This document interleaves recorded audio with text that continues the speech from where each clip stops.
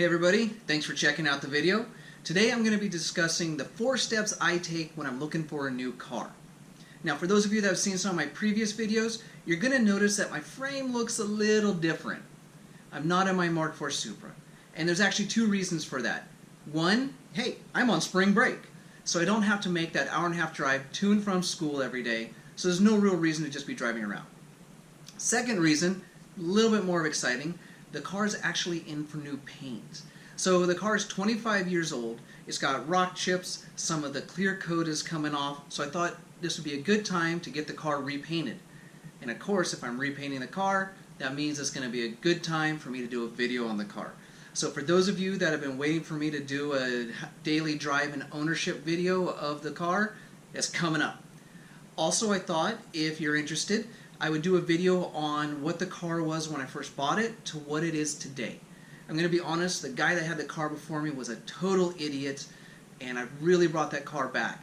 So if you're interested in seeing both those videos, go ahead and comment down below and subscribe, and if enough of you are interested, I will definitely do both those videos. So with that out of the way, let's go ahead and start talking about the 4 steps I take when I'm shopping for a new car. First step, pick a car. This is actually the easiest of the group. Just find the car. Like, is there a car that's like your dream car? Is there a car that you've been curious about? Is there one that just simply passed you on the freeway and you're like, ooh, gotta have that? Or are you torn between 2 cars? Like, I kind of like the WRX, but I also like the Evo. Both are all-wheel drive, both are turbocharged 4-cylinder engines, but I'm not 100% sure which one I want just yet. And that's perfectly fine, because the next step will actually help you narrow it down. So step number 2, research. Yeah, I use that word. I know it brings up just horrible memories of being in school and having to pour through like encyclopedias and various websites about historical events or topics that you just don't care about. Fortunately, this is different. You're researching your next car, so it should be a little bit more fun. This, in my opinion, is the most important step.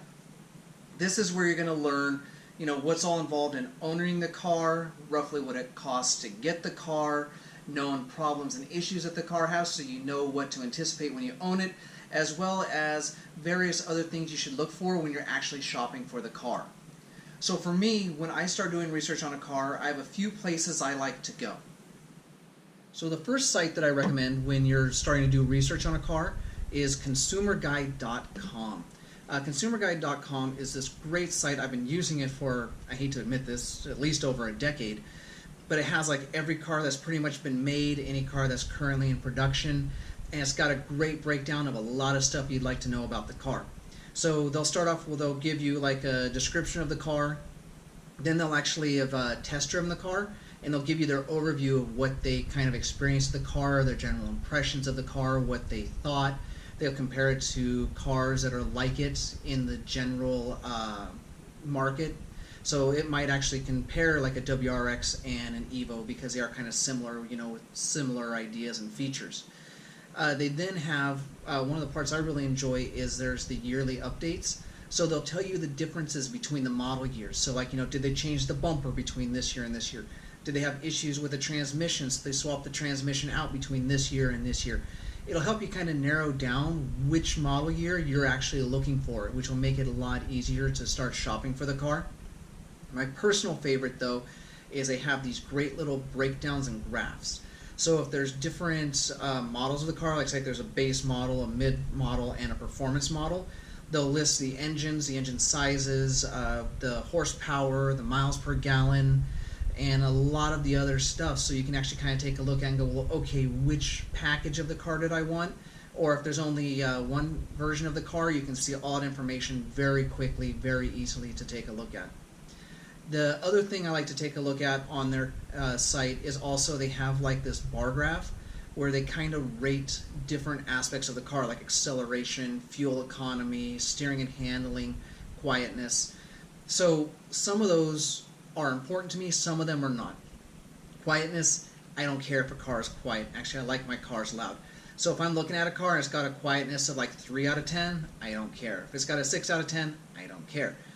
What I do care about is the acceleration and like the steering and handling. So if it's got like an 8 out of 10 on acceleration and like a 9 out of 10 on handling, it helps me kind of solidify that I'm interested in this car.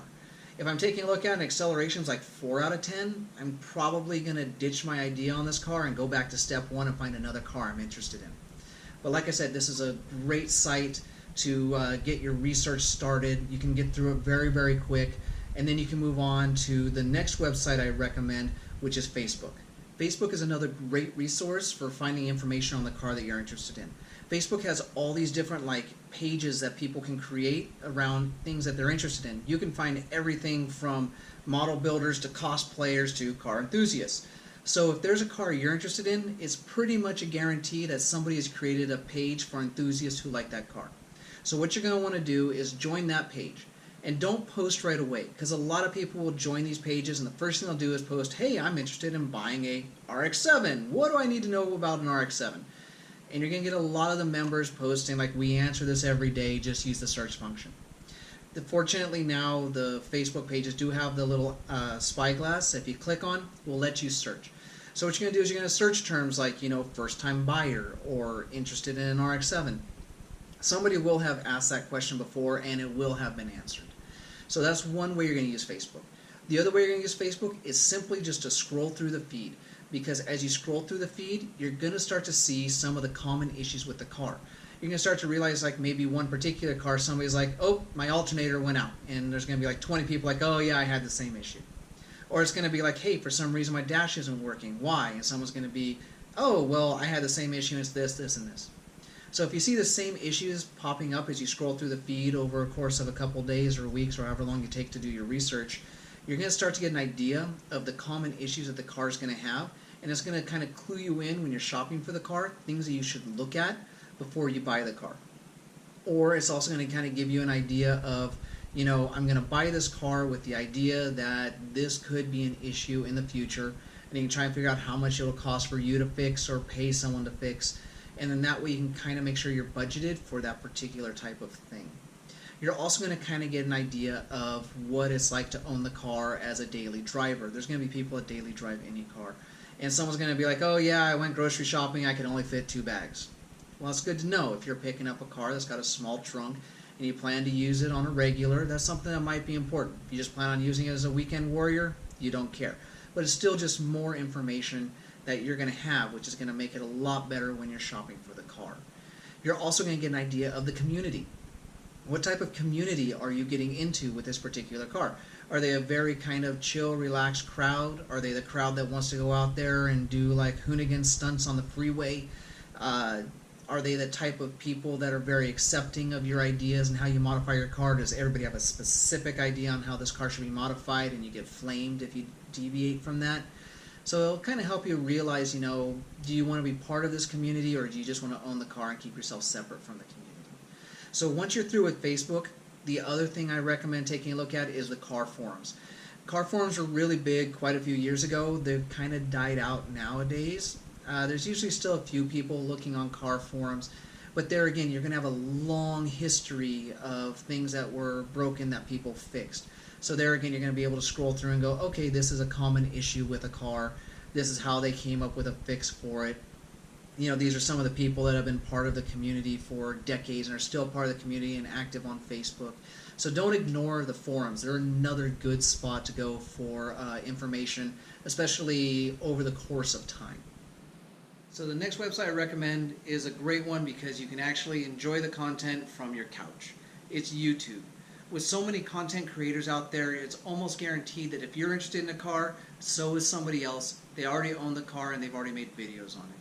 They're going to show you what it's like to drive the car, modify the car, and just pretty much everything that's going to be involved in daily ownership.